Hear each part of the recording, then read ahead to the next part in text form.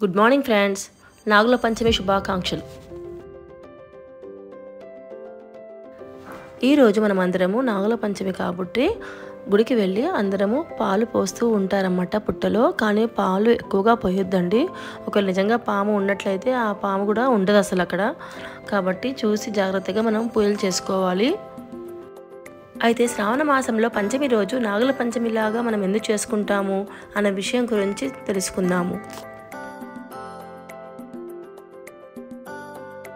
పూర్వం నాగజాతి ప్రముఖులైన వాసుకి తదితర నాగులకు మరియు గరుత్మంతునికి శ్రావణ మాస శుక్ల పక్షం పంచమి తిథి నాడు ఒక ఒప్పందం కుదిరింది.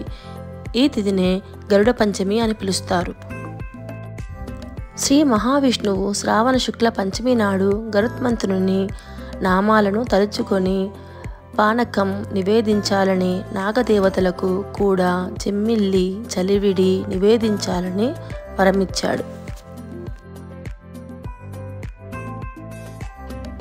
ఇలా చేయడం వల్ల నాగదోషాలు, నాగబాధలు, పక్షి దోషాలు, అపశకునం, పక్షుల వల్లే కలిగే దోషాలు పోతాయి అని వరం ఇచ్చాడు.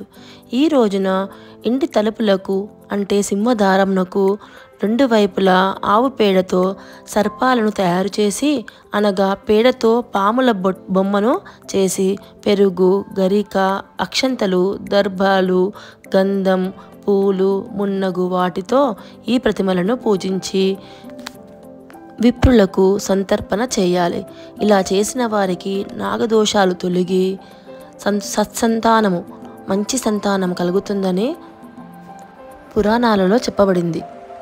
అందుకే నాగుల పంచమి రోజు పుట్టకి వెళ్ళి మనము పాలు నైవేద్యాలు సమర్పించుకొని పూజలు చేసుకుంటాము. Thank you.